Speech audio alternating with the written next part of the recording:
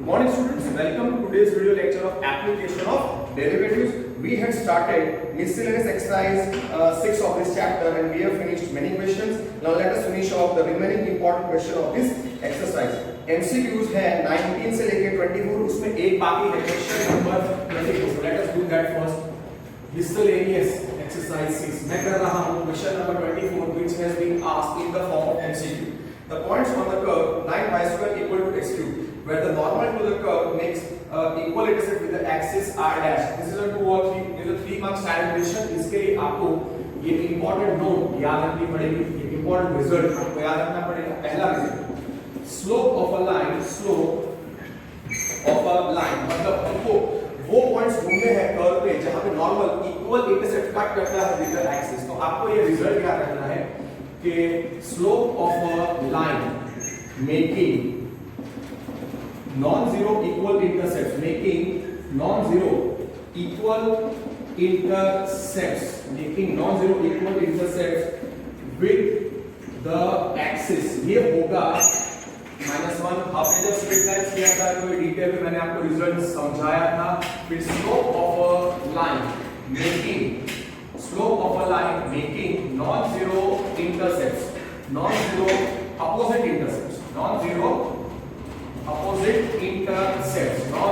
opposite intercepts with the axis. वो क्या आएगा +1, वो आएगा +1 और इन दोनों का क्लब करके रिजल्ट में देखिए. उससे पहले मैं आपको बता दूं non-zero intercepts of a line means the line is not passing through origin, the line is not passing through origin. इन दोनों इक्वल non-zero intercepts मतलब x intercept 4, y intercept 4 दोनों इक्वल तो slope -1. x intercept -3, y intercept भी -3 तब slope -1.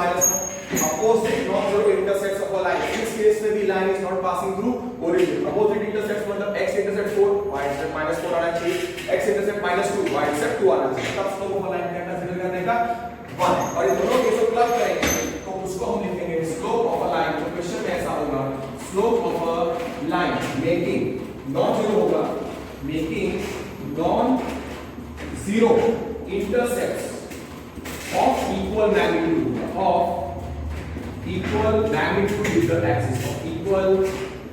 magnitude with the axis, ये दोनों cases आ जाएंगे तो तब स्लोप करने का प्लस और minus 1. Now coming to our question. Given curve क्या है? गिवन कर्व है 9y square is equal to, given curve is 9y square is equal to, given curve is question number 24. so given curve is 9y square is equal to x cube. Result number 1 है. तो find the points on this curve where the normal to the curve makes equal intercepts with the axis. Let x1 y1 जो point हमको ढूंढना है, b point on 9y square is equal to x cube. b the point on, let x1 y1 is a point on 9y square is equal to x cube. b the point on the curve 9y square is equal to x cube, where given normal makes, you can say non-zero equal intercepts with axis.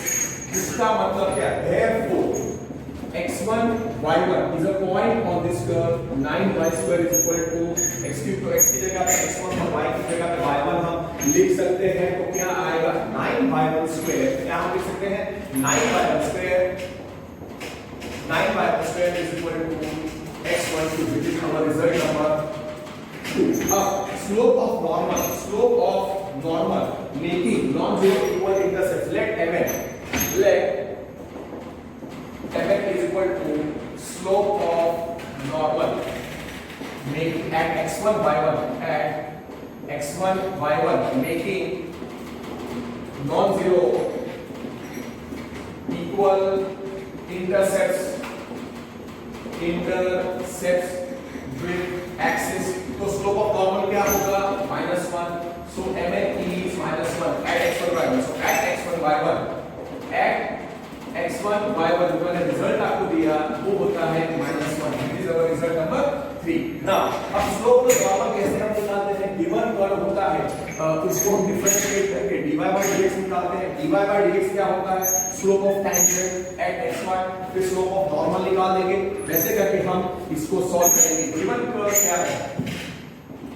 Given curve का 9y² is equal to x cube. Result number 1. So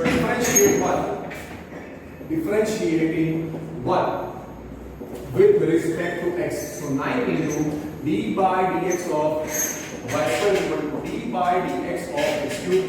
मैं directly chain rule लगा रहा हूं तो इधर कितना आएगा? 9 into fx raised to n into 2y dy by dx is equal to कितना आएगा? 3x². Therefore 18y into dy by dx. Okay, अगर ये आपको याद नहीं है तो again I am showing off dy of y² into dy by dx is equal to d by dx of x cube. ऐसे हम चेन रूल लगाते हैं. ये आपको याद रहना चाहिए. तो ये कितना हो जाएगा? 9 into 2y into dy by dx which is equal to 3 square. Therefore 18y into dy by dx will be 3x square and then you find इधर मैं लिखना भूल गया कि here x1 y1 is not origin. x1 y1 is not origin. और इसके बाद मैं और लिखते हैं therefore dy by dx आएगा 3x square upon 18y. Therefore dy by dx is equal to x square upon 6y which is slope of tangent at any xy. इसको empty रखते हैं. is equal to slope of tangent at any point xy at any point xy को हम क्या रखते थे? empty. So therefore at xy what is slope of tangent? कितना है? x square upon 6y. Everything to the slope of normal at x1 y1. So at any xy slope of normal वो क्या होता है?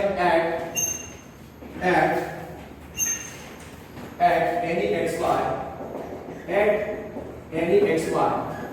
mn जो होता है slope of normal वो क्या होगा? या फिर कैसे कर देता हूं. So at x1 y1 slope of tangent क्या होगा? एट x1 y1 हमारा रिक्वायर्ड पॉइंट है एट x1 y1. तो स्लोप ऑफ टेंजेंट क्या है? स्लोप ऑफ टेंजेंट क्या है? x1 square upon 6y1. So at x1 y1 mn जो था स्लोप ऑफ नॉर्मल वो क्या आना चाहिए? Normal is perpendicular to tangent -1 upon mt which is -1 upon x1 square upon 6y1. तो कितना आएगा? -6y1 upon x1 square. ये हो गया हमारा mn. So at x1 y1 mn कितना आया? At x1 y1 at required point x1 y1 slope of normal कितना आया? -6y1 upon x1 square. -6y1. Let me just check whether my calculations are correct or not. 6y1 upon x1 square. But at x1 y1 mn कितना था? slope of normal making equal longitude intersect. तो -1 होता है. Result number 3 था. So at x1 y1 mn का -1. This is result number 4. Result number 3. So here I say 4 is equal to 3. 4 is equal to 3. So therefore I will get -6y1 upon x1 square is -1 to -1 plus हो जाएगा minus plus हो जाएगा. So this becomes plus. So 6y1 upon x1 square is equal to 1. Therefore 6y1 is x1 square. 6y1 is x1 square. इसमें से मुझे y1 मिल रहा है directly. तो y1 क्या हो जाएगा? y1 is x1 square upon 6. This is our result number 5. अब result number 2 क्या है? Result number 2 x1 y1 किस पे था? Point on the curve. Curve क्या था? Point on the curve. Curve क्या था? 9y square is equal to x cube. Now 9y1 square is x1 cube. वो था result number 1. So put 5 in the result number I believe 2 था in 2. So therefore 9 times y1 कितना है? x1 square upon 6 the whole square is equal to x1 cube. Therefore 9 times x1 raised to 4 upon 36 is x1 cube. और हाँ यहाँ पे आपको note लिखनी है, here आप लिख लो, इधर आप लिख लो x1 is नोट, इधर आप लिख देना x1 y1 is not origin, so therefore x1 cannot be 0, y1 cannot be 0. Starting में लिखना रह गया क्योंकि ये नॉन जीरो इक्वल फॉर्म करता है, सो ये x1 y1 0 नहीं होगा. So ultimately I end up getting x1 raised to 4, therefore x1 raised to 4 upon 4 is equal to x1 cube. Therefore x1 raised to 4 upon x1 cube is 4. Now here x1 is not equal to 0, therefore x1 raised to 4 cancel हो जाएगा, x1 raised to 4 अपना x1 cancel हो जाएगा.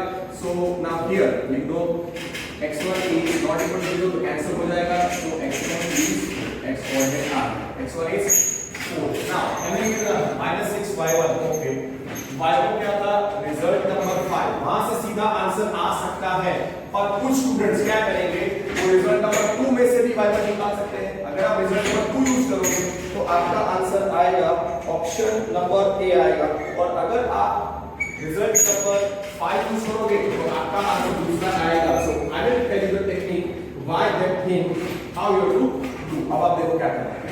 Now here x1 is 4, पहले result number 5 लिखो, bye 5 y1 क्या है, x1 square upon 6, therefore y1 क्या आएगा, x1 square, so 4 square upon 6. तो y1 क्या है, 4 square 16 upon 6 which is 8/3, so therefore y1 is 8/3. suppose this is result number 5, this is 6, x1 is 6, और ये आया y1 is 8/3, this is result number 7. now x1 क्या है, 4, और result number 9 square result ये था हमारा result number 6. so therefore by result number 2 क्या था, 9y1 square is x1 cube. so इसमें से y1 square क्या मिलेगा, x1 cube upon 9, तो उसमें आप y1 square x1 की जगह क्या रखोगे 4, तो 4 cube upon 9, 4 cube कितना होता है, 4 4 16, 64 64, so y1 square कितना आएगा, therefore आपका y1 square आएगा 64 upon 9, therefore y1 क्या आना चाहिए, प्लस और माइनस 8/3, प्लस और माइनस 8/3. अब ये एंड आना चाहिए. वो रिजल्ट नंबर 7 और इसको आप 8 देखोगे तो दोनों में कॉमन वैल्यू y1 क्या, प्लस और माइनस 8/3 और 8/3 क्या आएगा, 8/3. और अगर आप ध्यान से देखोगे, अगर आप y1 को -8/3 इसमें सब्स्टिट्यूट करोगे तो वो सेटिस्फाई नहीं करेगा. That's actually the reason. x1 square is 6y1 में अगर आप सब्स्टिट्यूट करोगे x1 स्क्वायर इज 6, y1 में अगर आप y1 को -8/3 सब्स्टिट्यूट करोगे तो इसका नेगेटिव आएगा. That is not possible. अलग-अलग मेथड है. This is result number 8, result number 7 लिखो, एंड y1 कितना था, 8/3. सो इन दोनों के लिए and for 7 and 8 by 7 and 8 y1 हो गया हमारा 8/3, which is our to give the result. You give this as result 9, you give this as result 9, और इधर मैं खत्म कर देता हूं. और x1 क्या था, एंड x1 का 4, रिजल्ट नंबर 6. तो रिक्वायर्ड पॉइंट क्या है, x1 y1, required point x1 y1, therefore required point जो था x1 y1 वो आएगा 4,8/3. ठीक है. This is a standard 3 mark question. It can come for 3 marks, or you can see the maximum marks for the maximum marks in the board examination in NCERT schools, CBSE schools, or Gujarat board NCERT schools. For me, it's a standard 3 mark question. कुछ students क्या करते हैं कि दो answer देंगे, 4 + 8/3, you will lose 1 mark or 1.5. So 3 mark question you are interpreting only 1 mark. Okay, so that finishes. Question number 24A. अब ऐसा ही question number 16 करते हैं. क्वेश्चन नंबर 16 में अप्लाई करूं उसके पहले एक मैं इंपॉर्टेंट नोट लिख देता हूं। उसके पहले मैं एक इंपॉर्टेंट नोट लिख देता हूं। मुझे अप्लाई करना पड़ेगा mean value theorem. Mean value theorem is given on page number 185। Okay, what is mean value theorem? Mean value theorem says mean value theorem says f is condition क्या है? Let f be a function from closed interval ab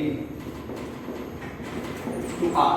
First with condition, if first f is continuous, f from closed interval ab to r is given function. If f is continuous on closed interval AB, second, f is differentiable on open interval AB, then obviously by mean value theorem, f dash of c is f of b minus f of a upon b minus a, where c belongs to open interval AB. ये आपको याद रखना है। आपको क्या याद रखना है? Mean value theorem question number 16 of this exercise में अप्लाई करने वाला हूं। What is mean value theorem? f from closed interval ab to r is a given function. F is continuous on, first condition, f is continuous on closed interval ab, f is differentiable on open interval ab, then by mean value theorem what we can say, f dash of c is equal to f of b minus f dash of c is equal to then f dash of c, then f dash of c is equal to f of b minus f of a upon b minus a, where c belongs to open interval ab. ये पहला point आपको याद रखना है। और second point आपको याद रखना है कि if f is differentiable, if f is differentiable, then f is continuous, then f is continuous, and f is continuous. ये हम कर चुके हैं। अब क्वेश्चन नंबर 16 में स्टार्ट करता हूं। Question number 16 says, question number 16 of miscellaneous exercise says, let f be a function defined on open interval ab such that f dash of x is greater than 0 for all x belongs to open interval ab. F is here, f is defined on closed interval ab, और दूसरा क्या है? Here, and f dash of x is greater than 0 for all x belongs to open interval a. This is also given, this is given, and this is also given. Okay, suppose this whole figure f dash of x is greater than 0, okay, and f dash of x is greater than 0. F is a function defined on closed interval a. F is defined on closed interval a, and f dash of x is greater than 0 for all x which belong to open interval a. Suppose this is result number 1. Okay, f dash of x is greater than 0 मतलब क्या? It is differentiable. As f dash of x is greater than 0, it is differentiable. Since it is differentiable, it is continuous. So it is continuous. ठीक है? f dash of x exists. f dash of x greater than 0 दिया है, उसका मतलब f dash of x exists. Since f dash of x exists, it is differentiable. So as f dash of x is greater than 0, f dash of x exists, and so f is differentiable on open interval a. If f is differentiable on open interval a b, result अगर कोई function differentiable है तो continuous है, f is continuous on closed interval a b, you can say by theorem. तो उसका मतलब ये function क्या हो गया? उसका मतलब ये function continuous, therefore f is continuous on closed interval a b and f is differentiable, मैंने प्रूव कर दिया, on open interval a b. मतलब conditions of mean value theorem are satisfied. Therefore ये आप नहीं होंगे तो भी चलेगा. Therefore conditions of mean value theorem are satisfied. उसका मतलब व्हाट आई कैन राइट, उसका मतलब by mean value theorem f dash of c, by mean value theorem, what we can say, by mean value theorem, by mean value theorem, therefore f dash of c, therefore f dash of c will be equal to f of b minus f of a upon b minus a, where c belongs to open interval a. Therefore again आप लिखो, therefore there exists by mean value theorem f dash of c is equal to f of b minus f of a upon b minus a, where c belongs to open interval a.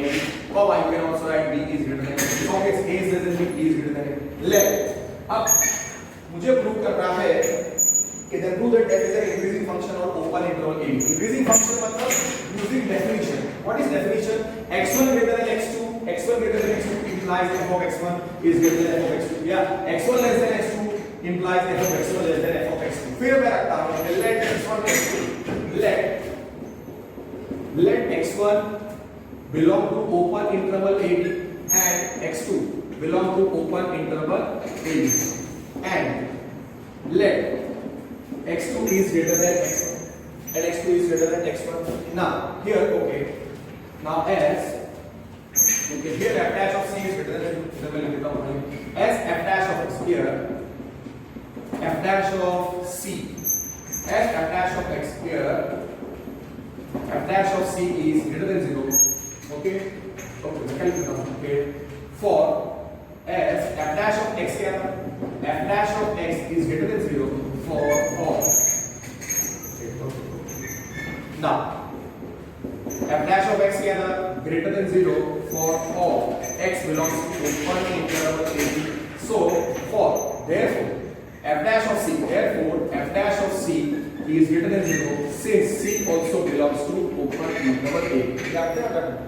अब मुझे increasing function prove करना है, तो मैं लिखता हूं कि let x1 belong to open interval ab and x2 also belong to open interval ab such that x2 is greater than x1, x2 is greater than x1, x2 is greater than x1. So therefore for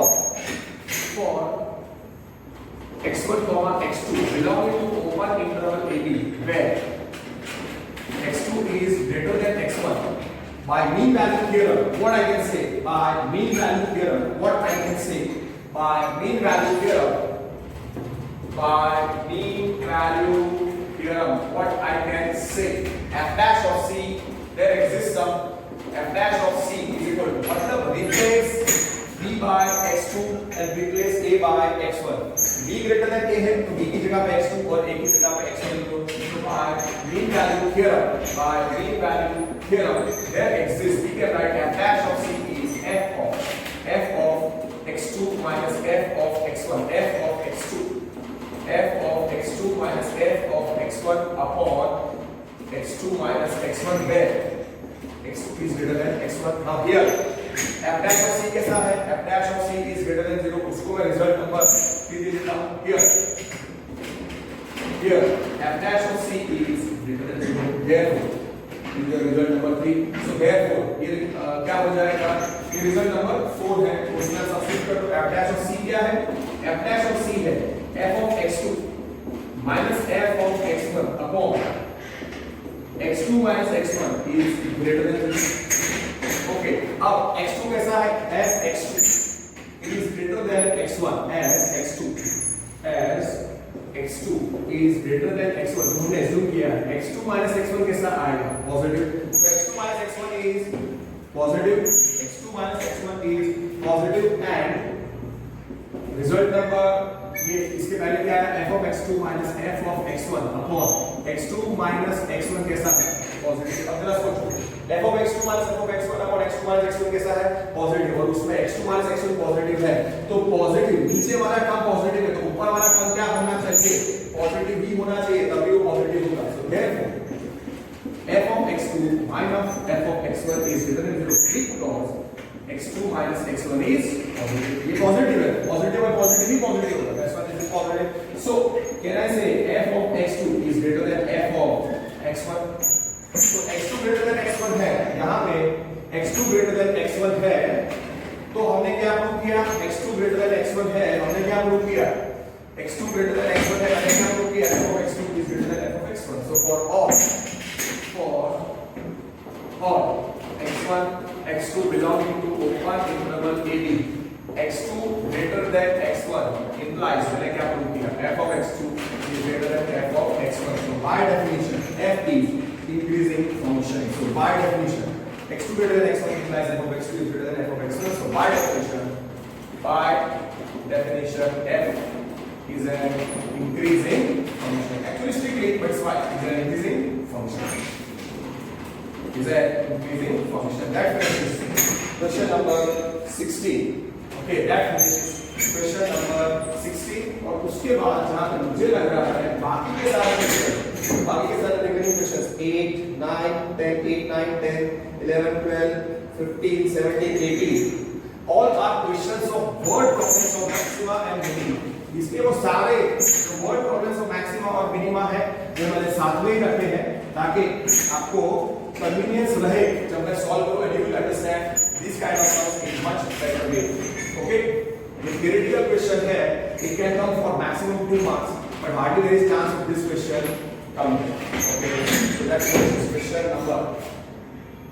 finishes question number 16. Okay, now let us first try to finish off question number 15, 17 and 18. Question number, let me finish question number 15. Okay, question number 15 says show that the height of a right circular cone of maximum volume that can be inscribed in a sphere of radius r is 4r upon 3. मतलब एक sphere है उसके अंदर एक right circular cone has been described. Okay, so एक sphere है उसके अंदर एक right circular cone is inscribed. Okay, now for this sphere a sphere of radius r is equal to radius, it is given. So here r is constant, here r is constant. अब ये जो right circular कोन है उसके लिए for right circular कोन मतलब वो 90 degree होगा. Right circular cone length radius is equal to capital R, height is equal to you can say small h और वॉल्यूम में रखता हूं v. तो ये तीनों वेरिएबल्स हो जाएंगे, वॉल्यूम हो जाएगा just 1 minute. So now okay, अब ये जो है इसको जरा सॉर्ट आउट करते हैं. ये कौन है, उसका height AB,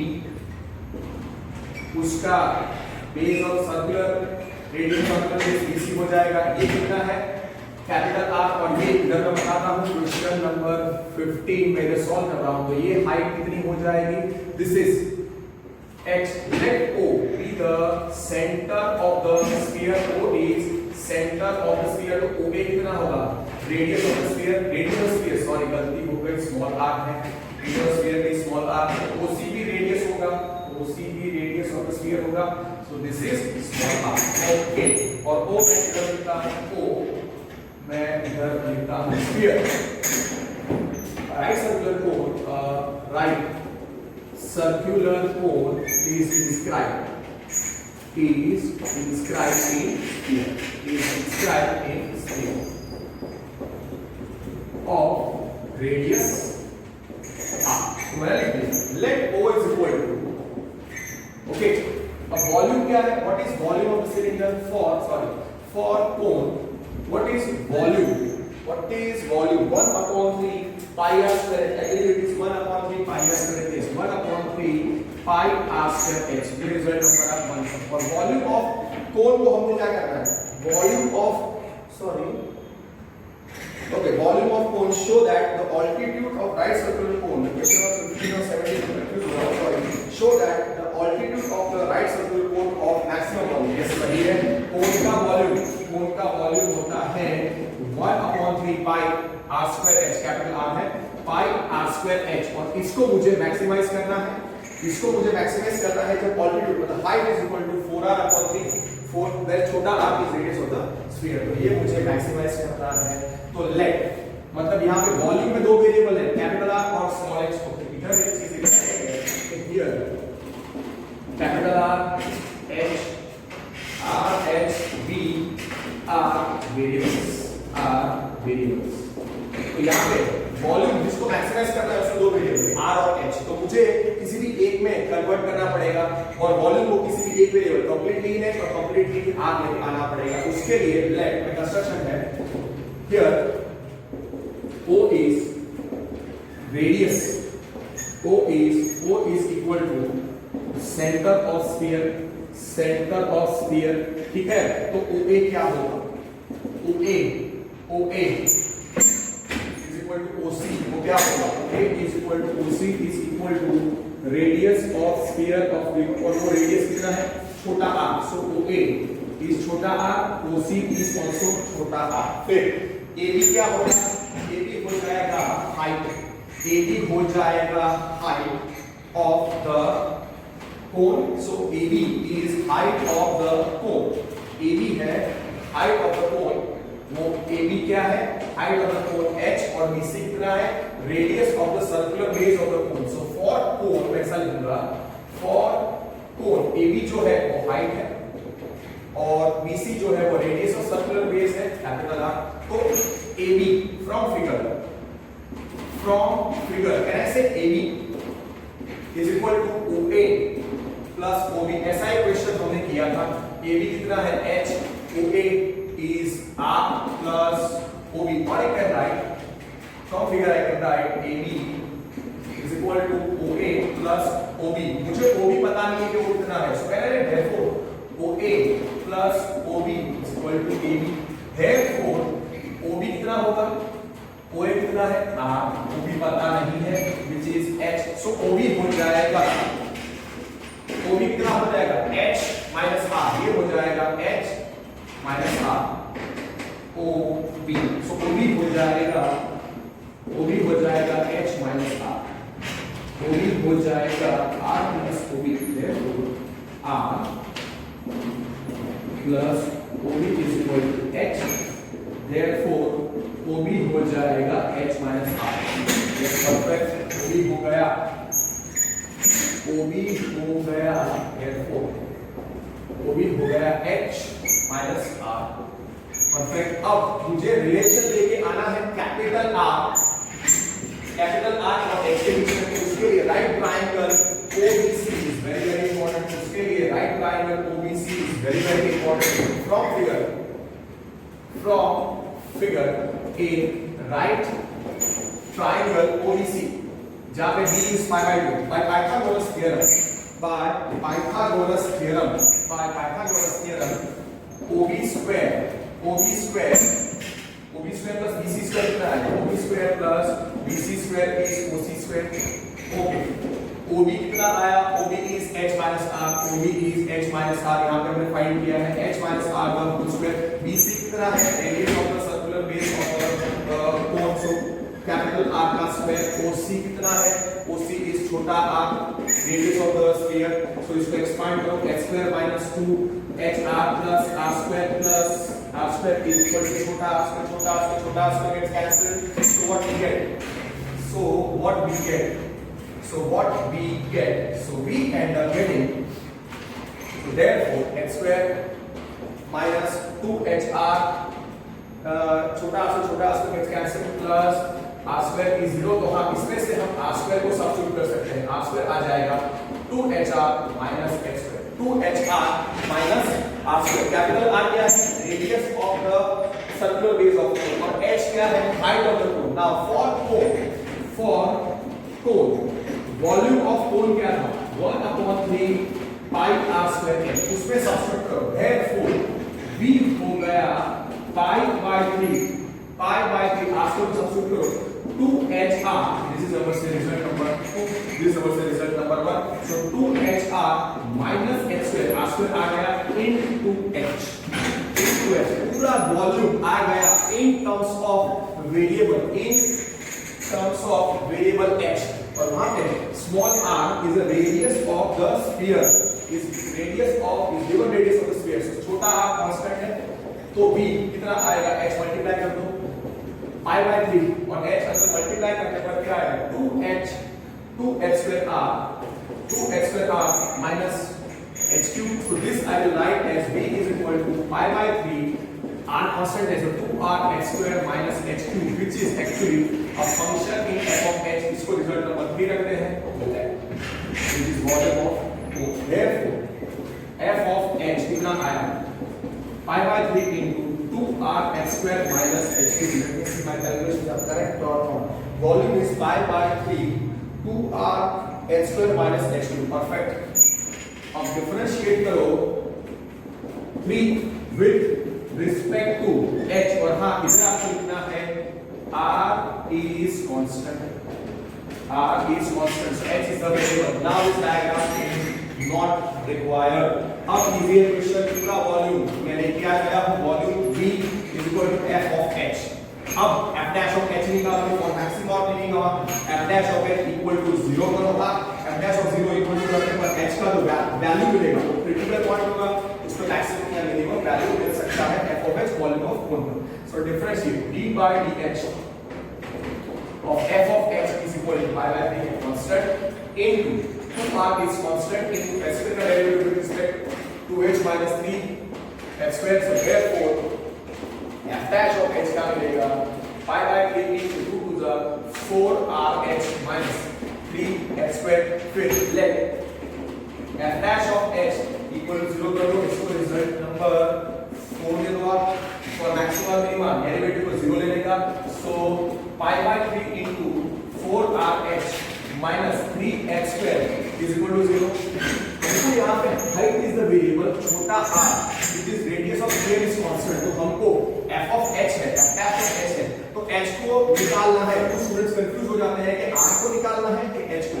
f of h है, that's why h को निकालने का, h का वैल्यू इन टर्म्स ऑफ छोटा r, pi by 3 0 नहीं होगा. सो 4rh minus 3h square is 0. तो इसमें से 3h square is 4rh मिलेगा, 4rh मिलेगा, h is positive.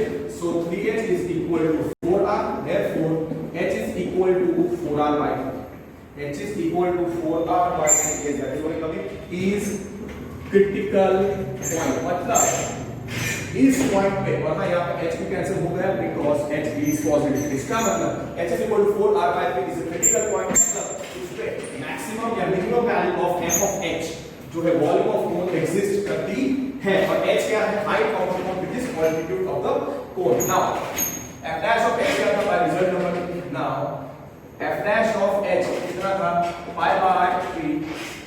Okay, f dash of h कितना था, now h is equal to, okay, ये f dash of h. now so you have to be very very careful. Mistake अगर हो गई तो answer नहीं आएगा. pi by 3 into 4rh minus 3h square. This was our result number 4. Differentiate 4 with respect to variable h. So d by dh of f dash of h कितना आएगा, pi by 3 constant, 4r constant, so 4r into 1 minus 3 into 2h. तो कितना आएगा, f double dash of h. f double dash of h आया, f double dash of h आया pi by 3 into 4r minus 6h. Okay, result number 5. h is equal to 4r by 3 is a critical point. So at h is equal to 4r by 3 f double dash of 4 by 3 का मतलब h is equal to 4r by 3 is critical point. So at h is equal to 4r by 3, at h is equal to 4r by 3, find the value of f double dash of 4r by 3. कितना आएगा, pi by 3 into 4r minus 3, 6 into 10, so 6 into 4r by 3, 6 4 are 24, 24 by 3 8r. तो ये आ जाएगा pi by 3 into 4r minus 6 4 24, 24 by 3 is 8r. So this will be pi by 3 into minus 4r, which is how much, minus 4 pi r upon 3. So that is our f double dash of 4r by 3. So f double dash of 4r by 3 आया, therefore f double dash of 4r by 3 आया minus 4πr by 3 which is less than 0 because क्यों? Because r is positive, because is less than 0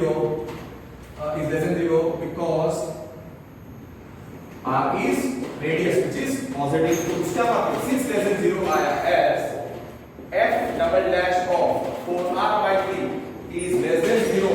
ये जो है कौन सा h which is equal to 4r by 3 वो क्या हो गया? Point of h is equal to 4r by 3 is a point of maximum, is a point of maximum and f of h वो क्या था? Volume of cone.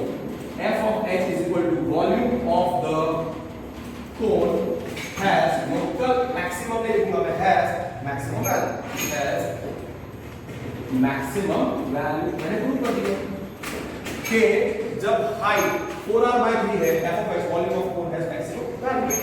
यही बात है. You can show that the altitude of a cone of maximum volume, cone का volume of cone is maximum जब height कितनी है? 4r by 3, 4r by 3, r is radius of sphere. So that's the answer. अब question को समझो अच्छे तरीके से and then you try to do, so that will be easy. I will try to solve these kind of questions only, means a geometrical figure inscribed in another geometrical figure. I am solving such questions simultaneously. So therefore यहाँ पे आप कल कर सकते हो, question हो चुका है. अगर आपको स्टेटमेंट लिखना है तो आप कर सकते हो कि height of so altitude of right circular cone of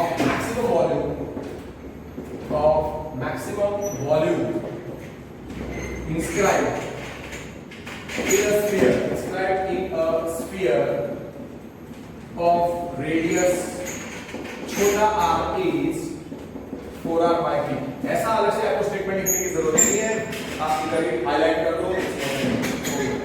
The point of maximum finished. Now question number we have finished. Question number 15, 16, okay, 17. Show that the height of the cylinder of maximum volume. Show that the height of the cylinder of maximum volume, मतलब cylinder का volume हमको maximise करना है. That can be inscribed in the sphere of radius capital R is 2r upon root 3, 2 into capital R upon root 3, and also find the maximum volume of the cylinder. मतलब एक cylinder है, a cylinder. Question number मैं कर रहा हूँ 17. A cylinder is inscribed in a sphere of radius, यहाँ पे capital R है. तो उसका पहले एक फिगर ड्रॉ करते हैं. एक सिलेंडर है, वन सिलेंडर is okay, एक सिलेंडर है. Just one minute. A cylinder is inscribed in a sphere of radius R. Okay. Now, the cylinder is inscribed in a sphere of radius R. So this is the sphere. Okay, this looks probable. ऐसा करते हैं, पहले एक sphere बना देते हैं, उसके अंदर एक सिलेंडर बनाते हैं. तो एक स्फीयर है ऑफ रेडियस R, उसके अंदर एक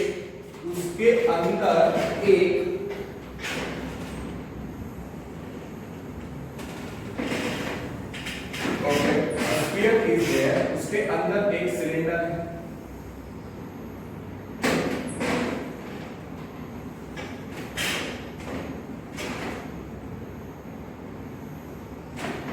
उसके अंदर एक cylinder is inscribed. A cylinder is inscribed in a sphere. Perfect.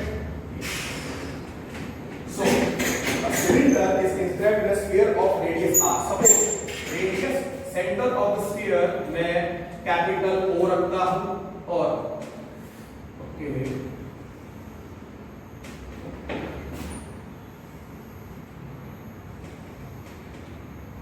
is A B C.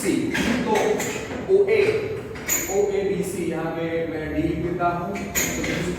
O is the center of the sphere. AB is, what is AB? AB is height of the cylinder. BC क्या हो जाएगा? Radius of cylinder. वो तो पता है. पर sphere का radius क्या है? Sphere का radius है R. So O is the center of the sphere, तो ये capital R हो जाएगा. Let O. Okay. For sphere मैं ऐसा लिखता हूँ. For sphere, capital R is radius. That is given, and here R is constant. उसका मतलब R is constant. Okay. तो जो भी फंक्शन होगा हम बनाएंगे उसमें कैपिटल R constant होगा, वो आना ही चाहिए. और जो भी आंसर होगा उसमें कैपिटल R आना चाहिए. Okay. Now for cylinder, ध्यान से, for cylinder, radius क्या रखेंगे? छोटा r. Height क्या रखेंगे? छोटा h. और volume क्या रखेंगे? v. Okay. अब ये तीनों वेरिएबल्स here. जो छोटा r है, radius of the cylinder, height of the cylinder, volume are variables. अब कंस्ट्रक्शन हम करना है. O is the center of the sphere. O is center of the sphere. वो हम लिखें उसके पहले मुझे किसको मैक्सिमाइज करना है? मुझे मैक्सिमाइज करना है show that the height of the cylinder of maximum volume. So for cylinder हमको वॉल्यूम को मैक्सिमाइज करना है. वॉल्यूम क्या होगा? V is the volume. तो कितना होता है? पाई r square h. ओके, पाई r square h. तो इसको मुझे मैक्सिमाइज करना है और इसमें दो वेरिएबल्स है. इसमें दो वेरिएबल है, छोटा r और छोटा h. तो किसी भी एक को मुझे एलिमिनेट करना पड़ेगा. So what is volume of cylinder? Volume of cone 1/3 pi r square h और volume of cylinder pi r square h. Mistake नहीं होनी चाहिए. Now let here O is center of sphere, therefore OD कितना है? R. OD is equal to center of sphere, so OD is radius of sphere, so OD is radius of sphere हो जाएगा. so OD कितना हो जाएगा? OD is capital R. for cylinder आपको पता है AB हाइट हो जाएगा, तो ये AB is the height, तो ये h है. This is h and BC is the radius which is small r. So AB is the height. AB is height and BC is radius of the circular base. So therefore AB कितना आएगा? Okay, मैं इसे लिखता हूँ. AB will be h. AB will be h. AB will be h and BC will be AB will be h. Okay, इधर भी आपको लेना है, उसी भी आप रख सकते हैं. इधर आपको नहीं रखना है, तो what I would have done instead of this figure मैं इधर रखता हूं. OC is much better. इधर D की जरूरत कंफ्यूजन होगा. OC is the R. O is centre of sphere, तो OC is radius of sphere, तो OC हो गया मेरा कैपिटल R. OD नहीं. So OC is capital R. For cylinder, from figure for cylinder, AB क्या है? height. AB क्या है? height of cylinder. BC क्या है? radius of the circular base. तो AB कितना आएगा? h. AB आएगा h और BC हो गया छोटा r. ये 90 डिग्री है, ये 90 डिग्री है. अब OB, O is center of sphere as well as O will be the center of the cylinder also. Here O is, you can say center of cylinder only, so OB कितना आना चाहिए? h/2. Here O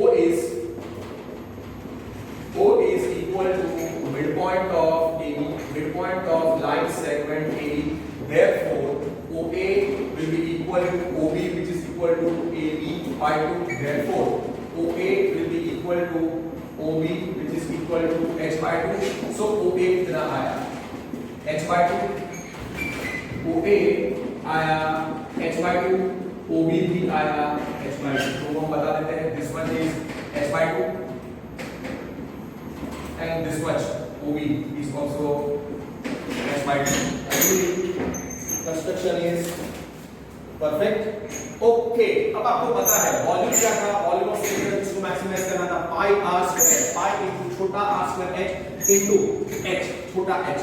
तो क्या करूंगा मैं, consider right triangle OBC in from figure in right triangle OBC can I write OB square plus BC square is equal to OC square is equal to OC square। OB कितना है, OB मैंने बताया OB h/2 OB is h/2 तो h/2 का square, BC कितना है छोटा r का स्क्वायर और OC कितना है कैपिटल R स्क्वायर। ओके, अब मुझे वॉल्यूम ऑफ सिलेंडर क्या था, पाई r स्क्वायर h, पाई r स्क्वायर h छोटा r स्क्वायर h, पाई r स्क्वायर h। ओके, इसको मुझे मैक्सिमाइज करना था v पाई r स्क्वायर h, तो r स्क्वायर या h को सब्स्टिट्यूट करना पड़ेगा, इसके लिए मैं इधर आ गया।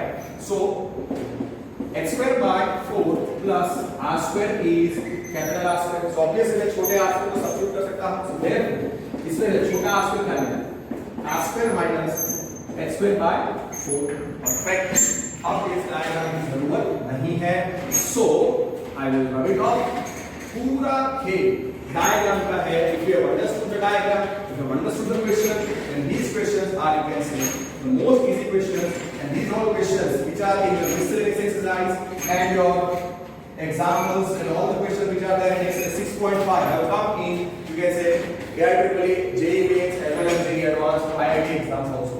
So therefore, r square क्या आएगा, 4r square minus h square upon 4। अब volume of cylinder for cylinder मुझे मैक्सिमाइज क्या करना था, उसका वॉल्यूम, उसका फॉर्मूला क्या था, पाई r square h। I will substitute r square, so pi into r square कितना आएगा, 4r square minus h square upon 4r upon 4 into h। तो वॉल्यूम क्या हो गया, पाई बाय 4 और h मल्टीप्लाई कर दो, सो 4r square h minus h cube. ये पूरा हो गया in terms of h which is height of the cylinder, और कैपिटल R का सिलेंडर और मैक्सिमम वेक्टर में square square of base R, capital R constant है, सो ये हो गया हमारा f of h। v which is volume of cylinder is equal to f of h। इसको हम रखो let, okay, where f of h दोनों रिजल्ट नंबर 1 है। f of h कितना आ गया, pi by 4 into 4r square h minus h cube, result number 1 also result number 1। और f of h क्या है, वॉल्यूम ऑफ सिलेंडर। और हां, here r is constant, differentiating with respect to r, differentiating with respect to r नहीं, differentiating with respect to h, f of h है, differentiating 1 with respect to, let me check whether this is correct or not, f of h कितना आया, pi by 4, perfect, 4r square h minus h cube। Okay, तो differentiating 1 with respect to h, d by dh आ जाएगा answer mostly, d by dh of f of h will be pi by 4। Okay, r is a constant, वापस एक बार लिख लो, because it is radius of given sphere, so r is constant, f of h d by dt of h into pi by 4 into 4r square constant, h का derivative with respect to h is 1 into derivative h to 3 x square 3 x square। so f dash of h कितना आया, f dash of h आया pi by 4 into 4r square minus 3x square, result number 2। अब क्या करेंगे, हमको volume को maximum, हमको volume चाहिए एक क्रिटिकल पॉइंट पे, सो फॉर मैक्सिमा या minima f dash of h क्या करने का, late f dash of h is equal to 0, therefore ये कितना आएगा, pi by 4 into 4r square minus 3x square is equal to 0। हमको h निकालना है in terms of capital R। okay, almost answer is there, so therefore pi by 4 0 नहीं आएगा, so 4r square minus 3x square is 0, therefore 3x square is 4r square। so what is h square, h square is 4r square upon 3, so therefore h taking the positive root is 2r upon root 3, h is 2r upon root 3 is critical point। okay, मैं लिख देता हूं, h square is equal to कितना आया, 4r square upon 3, अब h और r कैसे हैं? Now here height positive, radius positive, so therefore capital H छोटा h कितना आएगा 2r upon root 3 और ये क्या आया हमारा critical point is critical point इस point पे f of h मतलब वॉल्यूम क्या होगा उसके लिए हमारे पास f dash of h है f dash of h को एक बार वापस डिफरेंशिएट करना पड़ेगा ना f dash of h कितना है pi by 4 now f dash of h is pi by 4 f dash of h is pi by 4 so now f dash of h result number 2 है f dash of h कितना है f dash of h is pi by 4 into 4r square minus 3h square which is our result number 2.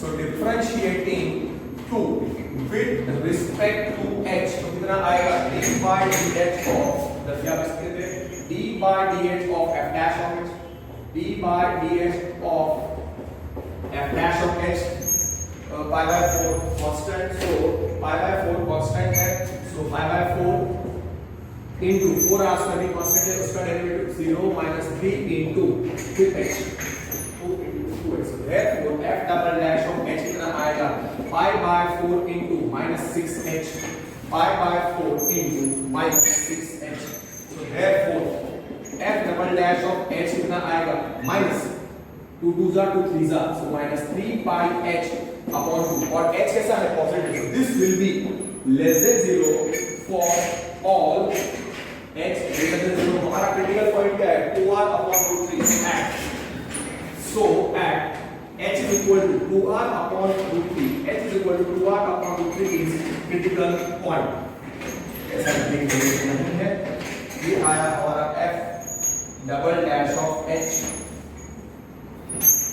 is equal to 2r upon root 3 now h is equal to 2r upon root 3 is critical point so at h is equal to 2r upon root 3 f double dash of h की जगह पे 2r upon root 3 आप substitute कर दो तो कितना आएगा -3 pi ये पॉजिटिव तो नेगेटिव ही आने वाला है जैसे 0 भी आने वाला है f double dash of 2r upon root 3 को कितना आएगा -3 pi by 2 into 2r by root 3 2r by root 3 so f double dash of 2r by root 3 कितना आएगा 2 gets cancelled minus root 3 pi r is less than 0 because r is greater than 0 so as f double dash of 2r upon root 3 is less than 0 h जो है 2r upon root 3 वो क्या होगा point of maximum h is equal to 2r upon root 3 is point of maximum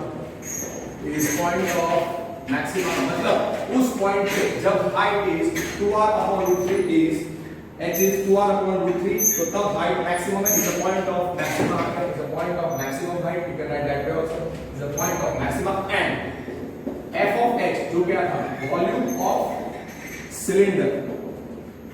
of cylinder has local maximum value या has maximum value so prove ये highlight कर दिया कि f double dash of 2r by root 3 is less than 0 by second derivative x is equal to 2r upon root 3 point of maximum हो गया and f of x which is volume of cylinder has maximum volume इतना आप लिख लो is more than enough then you can write कि a right circular cylinder the height of right circular cylinder having maximum volume inscribed in a sphere of radius capital R each is 2r upon root 3. Yes, that is the statement that we write. Height of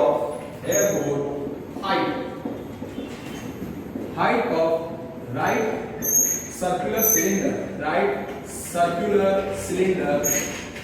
having radius volume and having maximum volume inscribed in a sphere of radius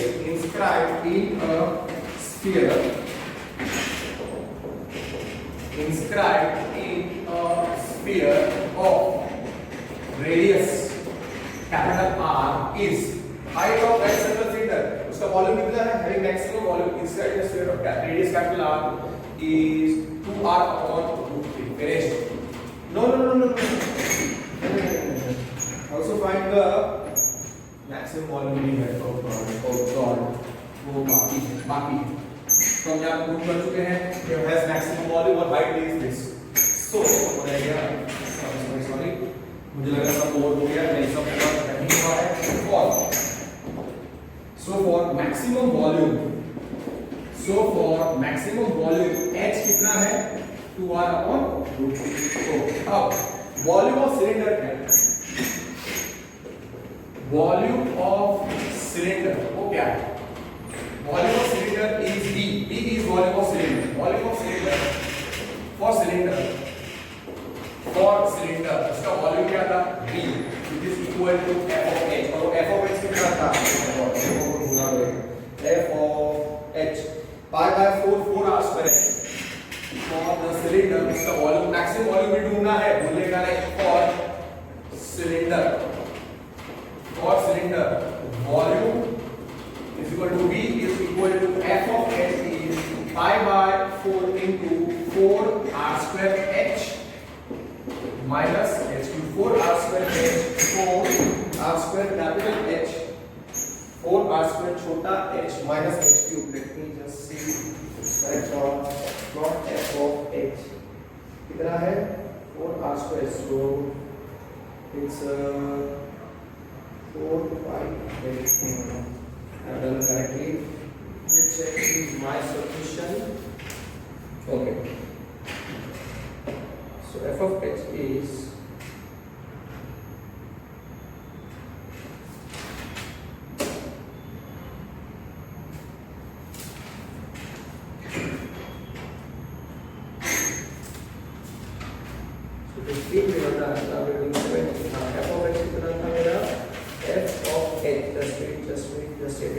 pi by 4 r square h minus h cube. Yes. So at h is equal to 2r upon root 3. Maximum volume जो पूछा है will be equal to f of maximum volume V of cylinder. maximum volume V of cylinder तो क्या हो जाएगा? f of 2r upon root 3. Substitute करो इसके अंदर pi by 4 into 4r square h. So 4r square into 4r square into h is 2r upon root 3 minus 4r square h minus h cube. 4r square h minus h cube. Okay. Minus h cube मतलब 2r upon root 3 the cube. Yes. Final answer check करना पड़ेगा. दो चीजें मैं prove कर चुका हूं. अब मैक्सिमम वॉल्यूम मैंने निकाला नहीं है. So I would have forgot. अच्छा है देखा क्वेश्चन. सो मैक्सिमम वॉल्यूम कितना आएगा? pi by 4 into 4 to the 8 r cube upon root 3 minus 2 to the 4 8 r cube और root 3 का cube 3 root 3. What is the LCM? pi by 4. What is the LCM? LCM is 3 root 3. So नीचे है 3 root 3. So 8 3s are so 24 r cube minus 8 r cube. 24 r cube minus 8 r cube upon 3 root 3. upon 3 root 3. तो कितना आएगा? वो आ जाएगा 16 r cube. So pi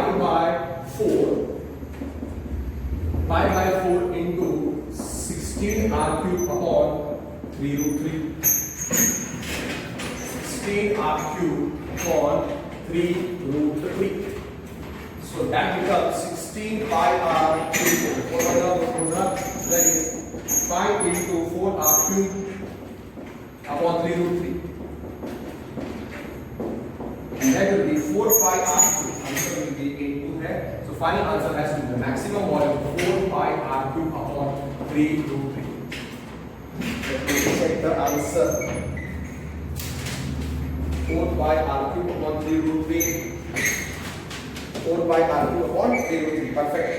4 by r cube upon 3 root 3 is the correct answer. Check the maximum volume is how much? 4 by r cube upon 3 root 3. So what is the maximum volume? So add. सीधा लिख दो. Add.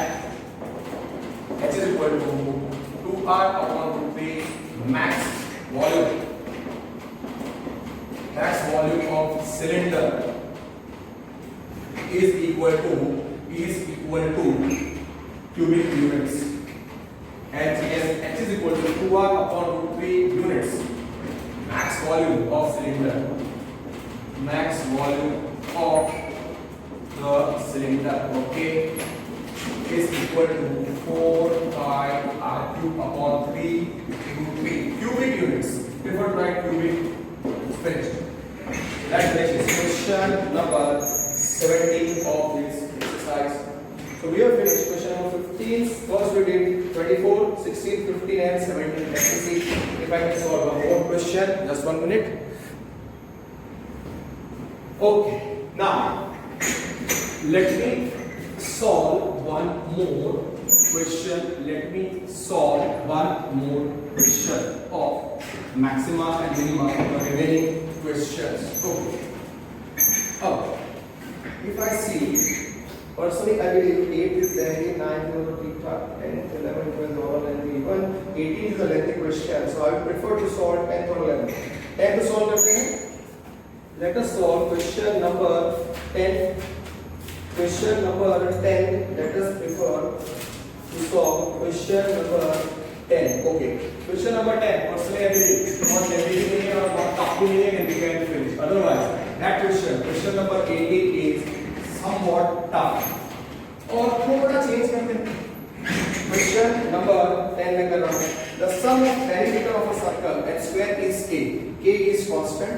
For prove that the sum of the areas when the sum of area of circle and square is least मतलब minimum when the side of the square is double the radius of the circle. Question number 10 मैं कर रहा हूँ. तो for square, okay यहाँ पे एक square और एक circle है. तो for circle,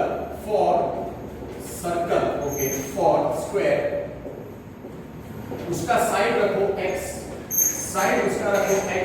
तो एरिया क्या आएगा? पेरीमीटर क्या आएगा? Let side is equal to x. Let side उसका साइड में रखता हूं x. लेट फॉर सर्कल उसका मैं रेडियस रखता हूं r. लेट मतलब ये दोनों वेरिएबल्स हैं. So we are having a square of length of side x and we are having a circle of variable radius r. Okay. अब what is perimeter of circle for square? The perimeter, उसका perimeter कितना होता है? Sum of all the sides x plus x plus x 4x. उसका area क्या होता है? Length into length, length square. So x into x square. For circle of radius r, what is perimeter? Perimeter is equal to circumference of circle is equal to circumference perimeter वो होता है circumference. What is circumference of circle of radius r? 2 pi r. और area of circle of radius r क्या होता है? pi r square. मतलब मैंने एक गिवन सर्कल है उसका रेडियस r था और 5x था. दो वेरिएबल हैं here r and x are variables. Here x and r are variables. Obviously they are greater than 0. You can write x is positive, side का लेते हैं, radius is positive because radius is always positive. So that part is done. Now उन्होंने क्या दिया है कि sum of perimeters is given as k, where k is constant. तो k is constant. Positive है, perimeter positive होता है. Circumference perimeter of circle is also positive. Now here perimeter of circle, here you can write here perimeter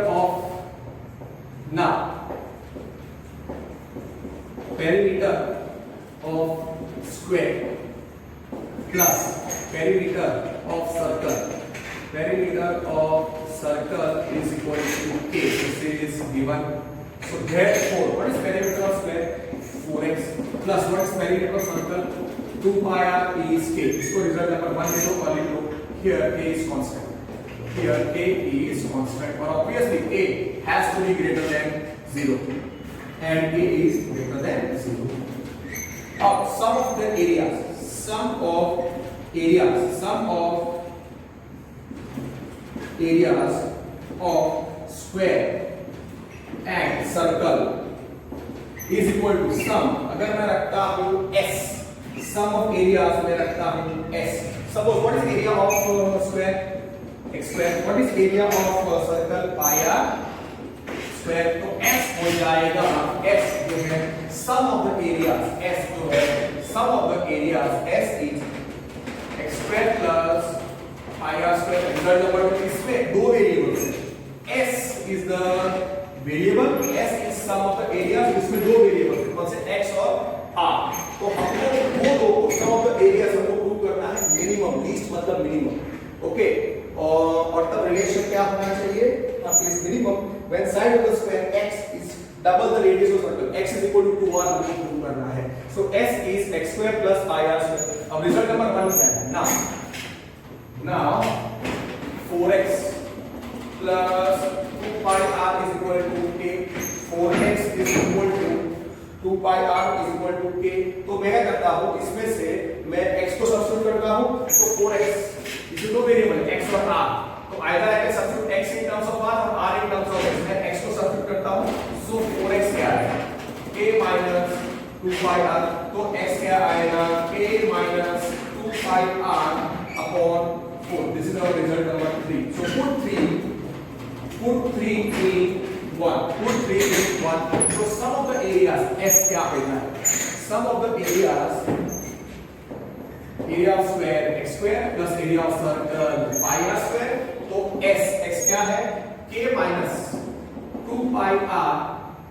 K minus 2 pi r. Okay, k minus 2 pi r upon 4. The whole square plus pi r square plus pi r square. तो इतना हो जाएगा. k minus, उसको expand करने की जरूरत नहीं है, ऐसे में की जरूरत नहीं है, as this only. So therefore s आ जाएगा k minus 2 pi r the whole square upon 4 square, which is 16 plus pi r square. What is this actually? This is nothing but actually the sum of the areas in terms of one variable, which is r. सीधा r में आ गया है. और k is constant, so s is here. k is constant and r is variable. इधर मैंने लिख दिया ताकि किसी को कंफ्यूजन ना हो. So therefore sum of areas क्या है? pi r square plus k minus 2 pi r the whole square upon 16. ये हो गया function in variable r, f of r. Result number से 3. Let so therefore f of r, which is sum of s, f of r is s. What is s? Sum of the areas. f of r is s, which is sum of the areas. तो उत्तर हो गया pi r square plus k minus 2 pi r the whole square upon 16, which is result number 3. Differentiating 3 with respect to r. उत्तर आएगा d by dr of f of r. ये हो जाएगा pi constant, pi into 2r plus 1 by 16 into fx raised to n. So n2 into 2 into कितना आएगा?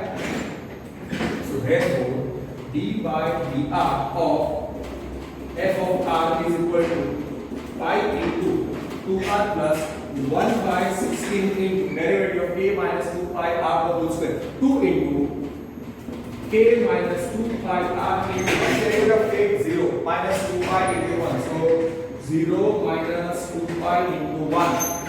So f dash of r कितना आएगा? शांति से लिखो. So f dash of r pi into 2r is 2 pi r हो गया. 2 pi r फिर 1 by 16 into 2 into k minus 2 pi r. So 1 by 16 plus 1 by 8 2 और 16 कैंसिल हो गया into k minus 2 pi r into minus 2 pi. So this becomes f dash of r finally becomes 2 pi r 2 1s are 2 4s are, so minus pi by 4 into k minus 2 pi r, result number 4. ये जरा आप याद रखेंगे ऐसा. So f dash of r कितना आया है? Let me just check. f of r is सही है pi r square plus k minus 2 pi r the whole square upon 16 और ये आया 2 pi r minus pi by 4 into k minus 2 pi r, k minus 2 pi r. Perfect. For maximum और minimum क्या करेंगे? Let f dash of r is equal to 0. Therefore 2 pi r minus pi by 4 into k minus 2 pi r is 0. Therefore 2 pi r is equal to pi by 4 into k minus 2 pi r. pi by दोनों वाली cancel हो जाएगा तो कितना आएगा? जरा ध्यान से आप लिखना, ध्यान से आप लिखना. So therefore pi by gets cancelled, so we are left with 2r. Okay. और this I will do the cross multiplication. Here I have 2 pi r is pi by 4 into k minus 2 pi r. Pi gets cancelled, so 2r is 1 by 4 into k minus 2 pi r. So therefore 4 into 2r is 1 into k minus 1 into k minus 2 pi r. 4 to the 8 r. इसमें से आप छोटा radius r in terms of k निकालो because f of r है, r is a variable and k is constant. So 8r is k minus 2 pi r. कुछ student confuse होते हैं कि r को निकालना है कि k को निकालना है. So r f of r है, वेरिएबल r है और k constant है. That's why what we get 2 pi r plus 8r is equal to k. We can take out r common.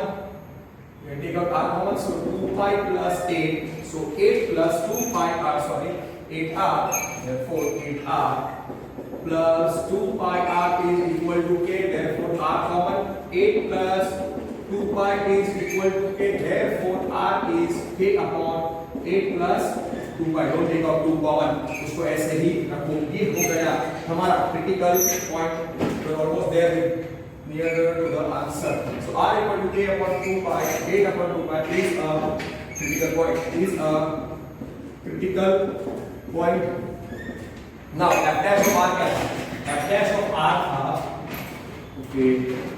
Now f dash of r is f dash of r कितना था? 2 pi r. f dash of r था 2 pi r. Wait, 2 pi r minus pi by 4 ऐसा कुछ था, minus pi by 4 f dash of r था 2 pi r minus pi by 4 into k minus 2 pi, k minus 2 pi r, which is the result number 4.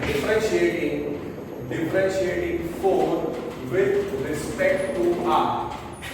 Okay, so d by dr of f dash of r, which will be 2 pi constant into r with respect to r is 1 minus pi by 4. So this will be 2 pi into 1 minus pi by 4. A is constant is 0 minus 2 pi into 1. So ultimately f double dash of r क्या आता है?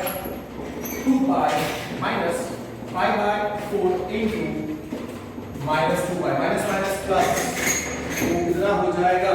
So f double dash of r हो जाएगा, f double dash of r कितना हो जाएगा? 2 pi plus 2 pi square by 4, which is pi square by 2. ये तो always greater than 0, always greater than 0 मतलब, therefore it's a constant number. So f double dash of r is 2 pi plus pi square by 2, and this is always greater than 0. This is always greater than 0 for all r. Yes, it always greater than 0 होगा.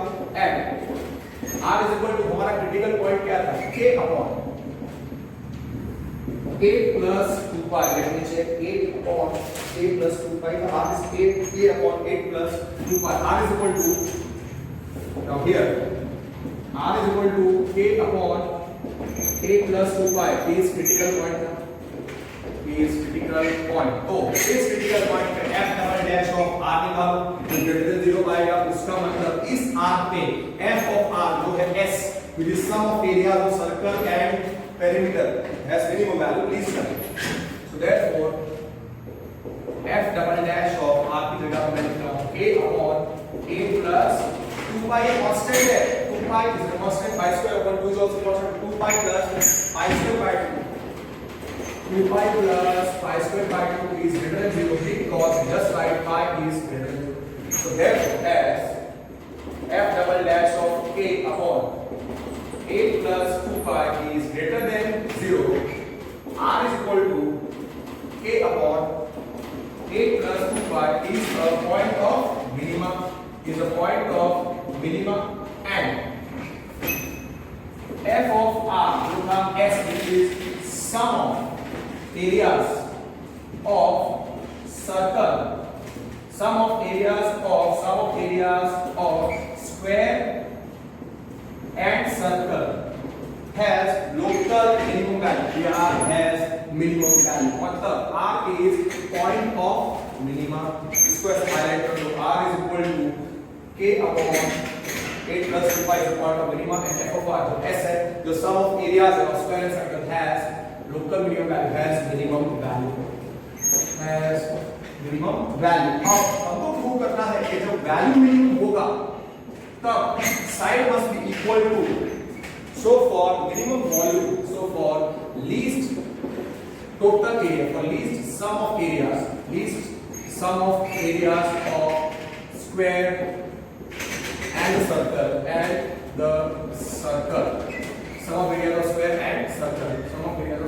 and circle, क्या था? R क्या था? K upon a plus 2 pi. So therefore R into 8 plus 2 pi क्या आएगा? K. तो इसमें से K क्या मिलेगा? Therefore we get so therefore we can write, okay, what we can write, therefore R into 8 plus 2 pi is K. So what I can write? Therefore R plus 2 pi R is K. But आपको पता है perimeter of square 4x plus perimeter of circle 2 pi r, वो भी k था.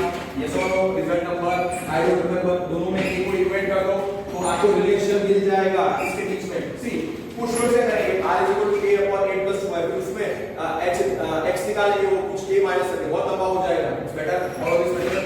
Therefore suppose this is result number, I believe मुझे याद भी नहीं है, ये था result number 1 और ये result number suppose we are having say 6. So can I say 6 is equal to 1, therefore 1 is equal to 6. So result number 1 is equal to 6. Can I result number 6 is equal to 1? So can I write 4x plus 2 pi r is equal to 8r plus 2 pi r gets cancelled. So 4x is equal to 8r. और हाँ हमने क्या लिखा है? For least sum of areas r इतना है, उसका मतलब रिलेशन बिटवीन x क्या हो गया? 2r. So x is 2r. उसका मतलब length of the side of the square is 2 times the radius, x is equal to 2r. So sum of areas. So therefore sum of areas is least when length is double the radius of the circle. Finished. इतना छोड़ दोगे तो भी चलेगा. Therefore sum of areas, इधर आप एक कर दो sum of areas of square and circle is least, is minimum, is least when side of square is double radius of circle. Finished. think I will not in practical material. Okay, what I will do is that I will end today's video lecture over here only. आपने देखा कि मैंने दो 5 questions ही solve किए हैं, which are more than enough for you to understand. And we are doing only जो भी remaining questions हैं वो है questions of maxima and minima only. So that finishes today's video lecture. और ये सारे questions आपको practice करने पड़ेंगे. ये करने के बाद और एक बार करना पड़ेगा और उसके बाद और आपको दो राउंड रिवीजन करने पड़ेंगे. That's why I'm telling try to finish off the whole chapter of application of derivative by completing all the exercises and all the solved examples by you can say next Monday or Tuesday. Okay, that's for today and